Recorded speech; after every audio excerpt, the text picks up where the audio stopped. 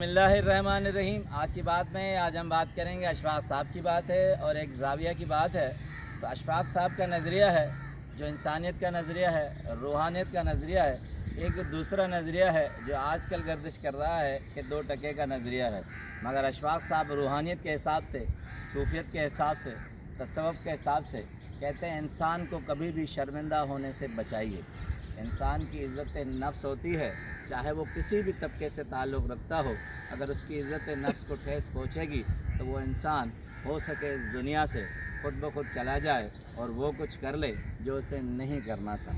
इसकी मिसाल देते हैं, कहते हैं कि मैं जब इटली में था तो मुझे टेनिस का खेल देखने का बहुत शौक़ था।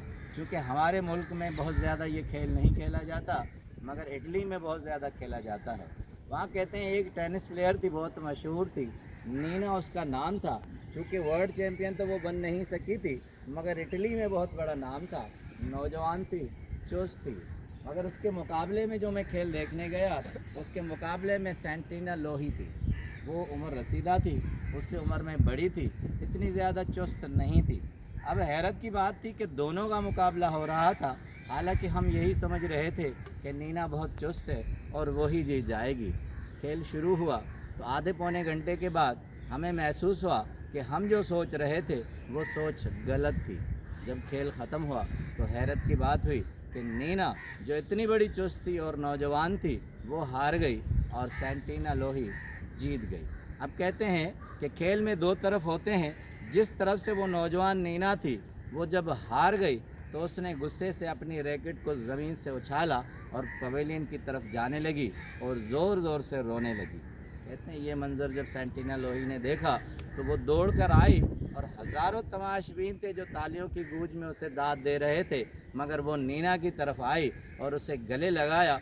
जितनी ज़ोर से नीना रो रही थी, उससे ज़्यादा कहीं सेंटीना रो रही थी और उसे सर से चूमा, गालों को चूमा और रैकेट को पवेलियन में ऊपर उठाकर ऐलान किया कि आइंदा मैं वो खेल कभी भी नहीं खेलूँगी जिसमें किसी दूसरे को रोना पड़े।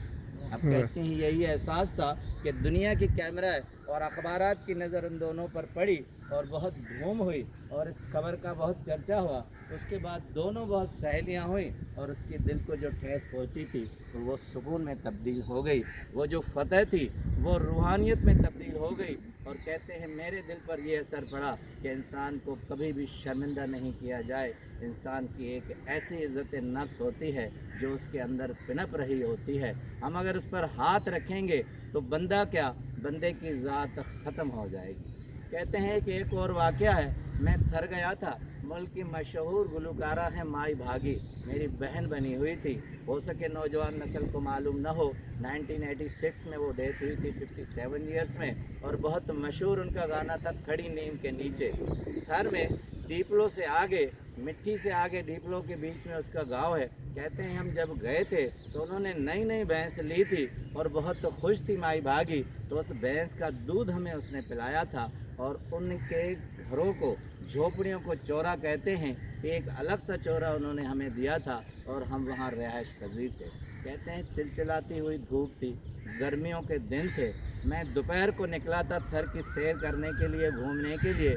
तो कहते हैं चिलचिलाती धूप में वहाँ एक कोली नस्ल का लड़का था जो 12-13 साल का बमुश्किल होगा और वो आगे चल रहा था। उसके पीछे उसकी छोटी बहन जो 5-6 साल की थी चल रही थी।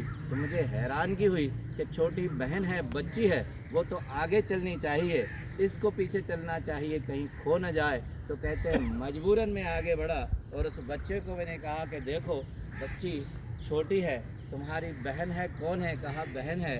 तो कहा कि मैंने पूछा कि उसको आगे करो कि कहीं खो न जाए। तो कहते हैं उसने जो जवाब दिया, उसने इंसानियत को बुलंद कर दिया।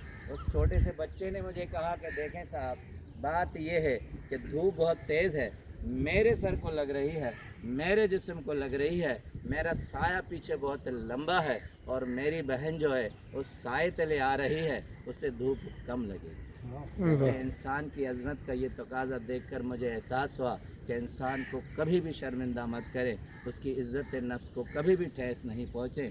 हम जो अपनी बुलंदियों में उड़ते हैं, हम जो अपने मकाफ़ात में उड़ते हैं, हम जो अपने स्टेटस के दायरे में घूमते हैं, یہ سب کچھ صرف ہم اپنے آپ کو دکھاتے ہیں.